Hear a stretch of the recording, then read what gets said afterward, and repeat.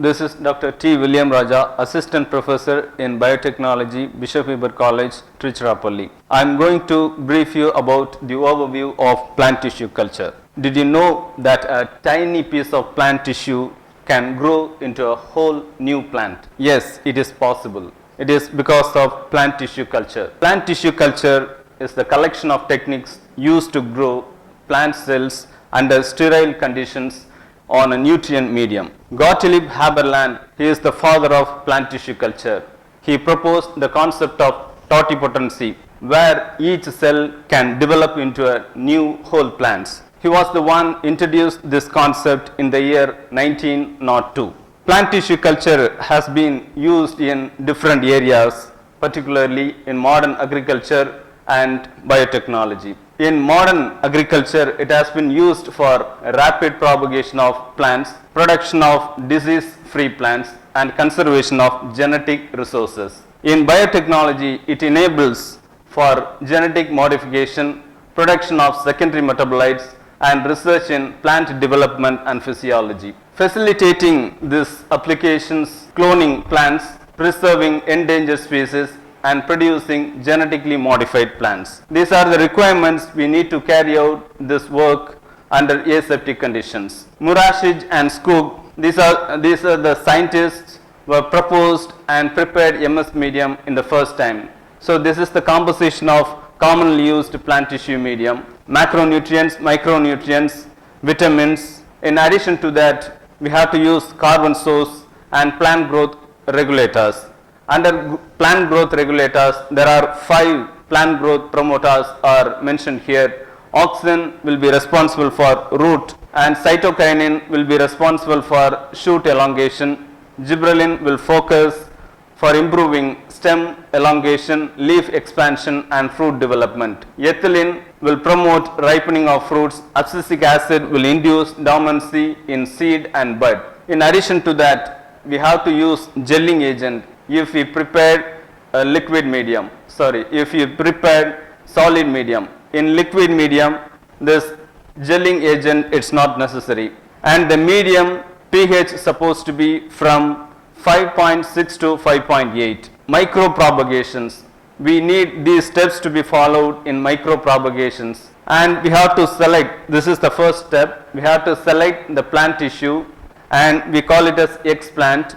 From the mother plant we have to take, and any parts of the plants can be taken. Preferably we often take apical bud, and we can also take the other tissues as I mentioned earlier. So this has to be sterilized, chemicals and so on, in order to remove microbial contaminations, and this has to be placed in Murashij Skoog medium, and once the X plant is inoculated in the bottle containing of MS medium, and after a couple of days the plants will grow inside the bottle, and this will be taken and kept in sapling bag that we call it as hardening. And once it is grown well, this will be taken to field. And these are the types of in vitro culture: culture of intact plants, embryo culture, organ culture, callus culture, cell suspension culture, protoplast culture, adventitious root culture. Among this, let us learn about 2 types of in vitro cultures. One is cell suspension culture. So we have to use callus here. It has to be placed on the solid medium of MS medium, and later on it will be transferred to a liquid medium. So these are the plant cells observed under microscope. And the next type is multiple shoot culture in liquid medium. Plant can be grown in liquid medium also. So for this we don't need agar. There are 2 organogenesis. One is direct organogenesis and indirect organogenesis. So these are the meristematic cells. There were 3 meristematic cells are highlighted here. On the top, apical meristem, in between intercalary meristems, in between the nodes, and the bottom lateral meristems. There are meristematic cells will be used, and it will show different stages of callus formation. And these are the example for direct shoot regenerations. So direct root generation, it's nothing but undifferentiated mass of cells will be regenerated into mature shoot or organ, any organ. So this is also same example for direct shoot regenerations. So this is another one, advantageous root culture in solid medium. This is also example for direct root regeneration.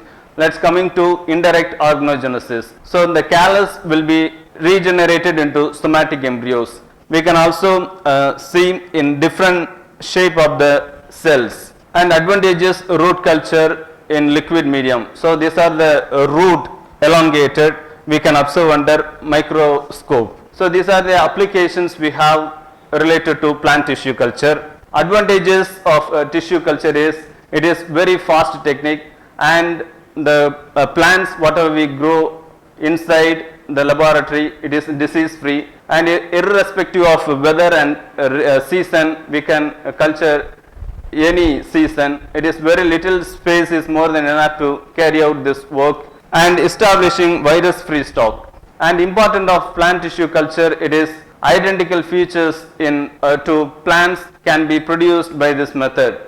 So short period of time is more than enough to carry out this work, and we don't need seed, rather we need explants to complete this work. Endangered plants can also be preserved using of this technique. Thank you all.